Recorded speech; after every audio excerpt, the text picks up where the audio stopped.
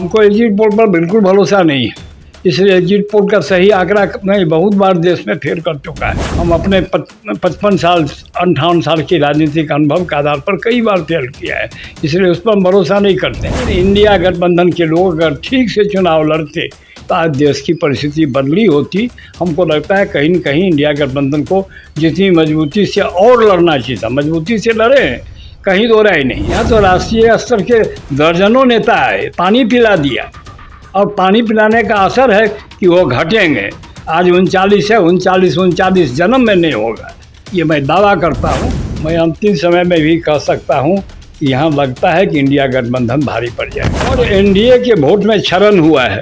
मैं इसको दावे से कह सकता हूँ, चाहे दल हमको निष्कासित करे या जो करे। मोदी की गारंटी का जादू तो देश में है जो सरकार फिर बना रही है। हम तंगी के हाल में हैं, हम किसान के रूप में जानते हैं, पॉलिटिकल पार्टी अलग बात। नमस्कार, आप देख रहे हैं बेगूसराय फ्रंट लाइन। अभी मैं जदयू के सीनियर लीडर व सामाजिक कार्यकर्ता चितरंजन प्रसाद जी के पास हूँ। 18वीं लोकसभा चुनाव संपन्न हो चुका है। कल 7वें आखिरी चरण का मतदान हो चुका है। अब लोगों को नतीजे पर ध्यान है। 4 जून को परिणाम आएगा। क्या परिणाम रहेगा, भाजपा गठबंधन की तरफ या इंडिया गठबंधन की ओर परिणाम जाएगा, अभी ये बहस छिड़ी हुई है। एग्ज़िट पोल भी कल से दिखाना शुरू कर दिया है। एग्ज़िट पोल में भाजपा गठबंधन को बढ़त बनाते हुए दिखाया गया है। सभी प्रमुख चैनलों ने 300 के पार पर भाजपा पर भरोसा जताया है और महागठबंधन ने भी, कल मीटिंग हुआ महागठबंधन का, इंडिया महागठबंधन ने भी अपना आंकड़ा पेश कर दिया। 295 के पार का आंकड़ा दिया है। क्या होगा ये तो 4 जून को पता चलेगा। यहाँ पर हमारे पास जदयू के सीनियर लीडर और सामाजिक कार्यकर्ता चितरंजन जी से जानते हैं, जो एग्ज़िट पोल को लेकर चौक चौराहे, चाय चौक बंद पर अभी चर्चा चला हुआ है। कौन जीत रहा है, कौन हार रहा है, कौन आगे है। अंतिम परिणाम 4 तारीख को आएगा। एग्ज़िट पोल है, एग्जैक्ट पोल नहीं है। इन्हीं विषय पर मैं जानना चाह रहा हूँ। नमस्कार, आपका बेगूसराय फ्रंट लाइन में स्वागत। मैं बेगूसराय फ्रंट लाइन के संवाददाता आदमी साहब का स्वागत करता हूँ। चुनाव परिणाम को आप किस रूप में देख रहे हैं? क्या लग रहा है इस बार भाजपा जीत की हैट्रिक बनाएगी या महागठबंधन सरकार में आएगी? इस पर आपके क्या राय?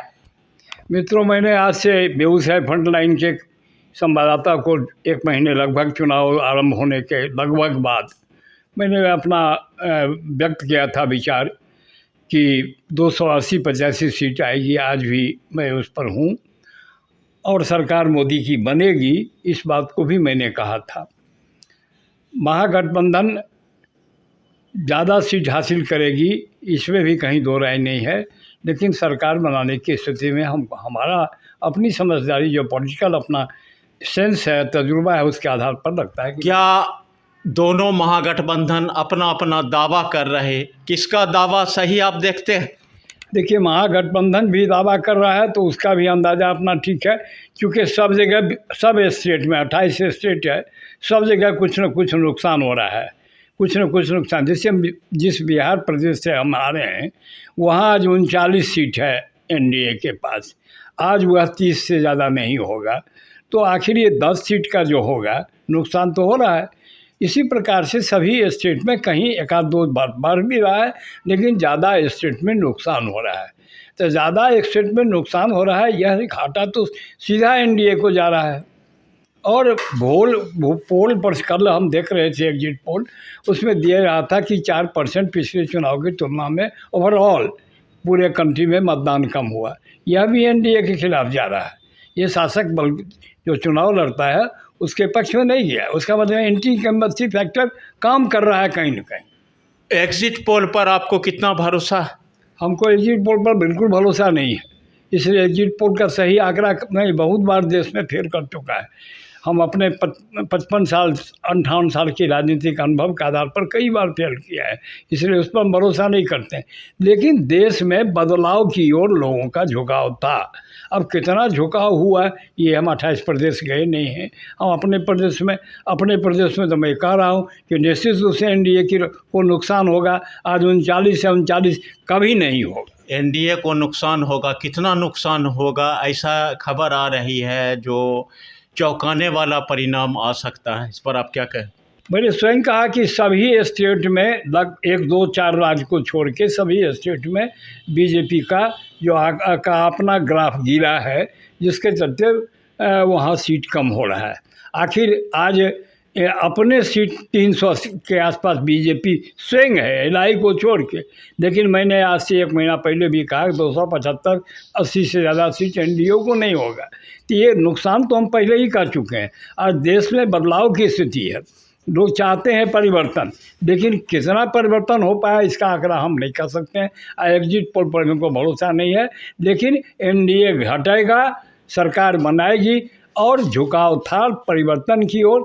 लेकिन इंडिया गठबंधन के लोग अगर ठीक से चुनाव लड़ते तो आज देश की परिस्थिति बदली होती। हमको लगता है कहीं न कहीं इंडिया गठबंधन को जितनी मजबूती से और लड़ना चाहिए था, मजबूती से लड़े हैं, कहीं दो राय नहीं है। एक तेजस्वी ने पूरे देश के नेता को बेगूसराय में घुमा दिया है, एक नौजवान ने।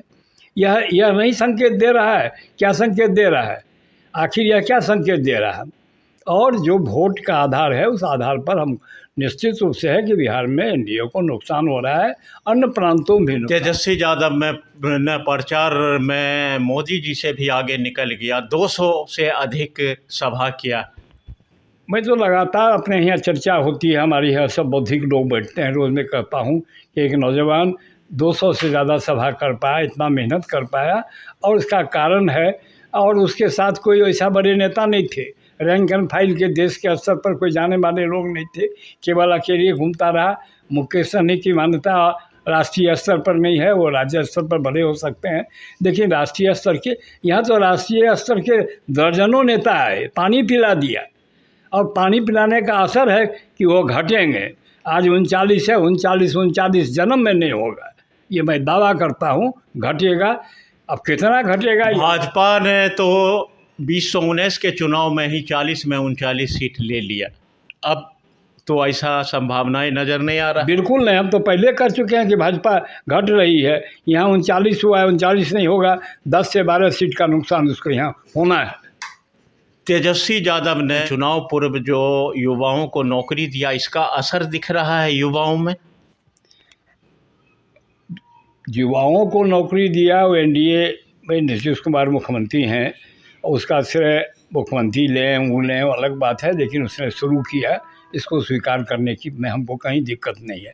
लेकिन श्रेय तो आखिर सरकार को जाती है, सरकार के जो मुखिया होते हैं उनको जाता है, और सब मिलके लोगों ने प्रयास किया था नौकरी में, कोई अलग से उन्होंने किया ऐसा नहीं मानता हूँ। बात करते हैं बेगूसराय लोकसभा सीट से किनका पल्ला भारी है? 4 जून के परिणाम में किनकी जीत होगी, गिरिराज सिंह या अवधेश?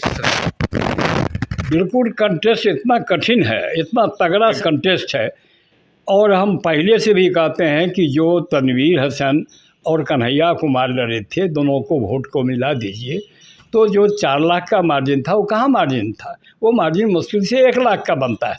आज भी बहुत कंटेस्ट सघन है, बहुत कंटेस्ट कीन है, और लगभग 5 विधानसभा में भाजपा के भी साथी, हम भाजपा के हम एनडीए में हैं, इसलिए हम भी उसके सहमत हैं कि 5 विधानसभा में निश्चित रूप से सब लोग स्वीकार कर रहे हैं कि हम ट्रेन होंगे, पीछे जाएंगे।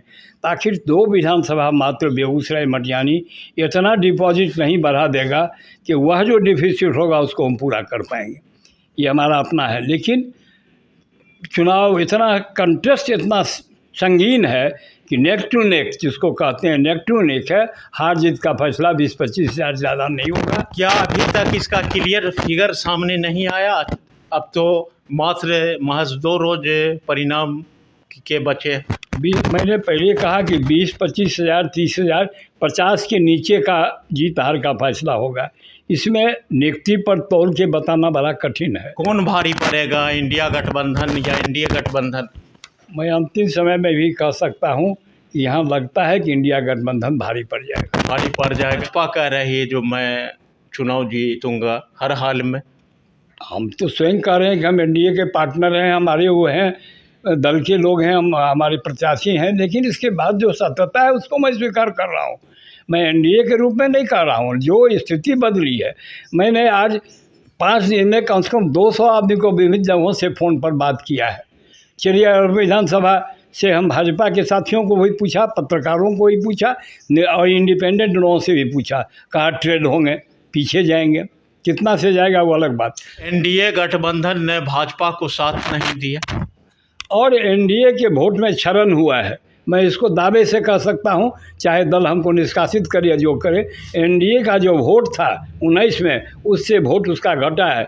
जो वर्ग वोट करता था एनडीए को, हम नाम लेना नहीं चाहते हैं, वह वर्ग भी वोट नहीं किया। यह एनडीए का नुकसान है। पीएम मोदी की गारंटी का कितना जादू चला देश में? अब मोदी की गारंटी का जादू तो देश में है, जो सरकार फिर बना रही है। हम तंगी के हाल में हैं, हम किसान के रूप में जानते हैं, पॉलिटिकल पार्टी अलग बात है। हम आज भी अभी हमारे बीच में सीताराम प्रिंसिपल थे, रामरेखा थे, बैद्यनाथ थे और कई सब अधिक लोग बैठते हैं। मैंने कहा इस देश में हम जिंदगी भर कांग्रेस में रहे जी, और मैं 99 में नीतीश कुमार और जॉर्ज के कहने पर समता पार्टी में आया, वो तब से मैं हूँ। और मैं जहाँ रहता हूँ ईमानदारी से रहता हूँ। मैं एक बात पूछना चाहता हूँ, सब लोग हम लोगों को, जो किसान 80% देश में 85% जिसका सब लोग कहते हैं किसान प्रधान देश है, किसानों के लिए किसी ने नहीं किया। आज 1 लाख का ट्रैक्टर क्यों नहीं बनाते हैं? 1 लाख का लखटकिया गाड़ी बन सका मारुति का, चाहे कांग्रेस के ज़माने में बने चाहे जब भी बने, लेकिन आज छोटे किसानों के लिए 1 लाख का ट्रैक्टर नहीं बनता है। राहुल गांधी का घोषणा पत्र का कितना असर रहा, कैसा लगा आपको?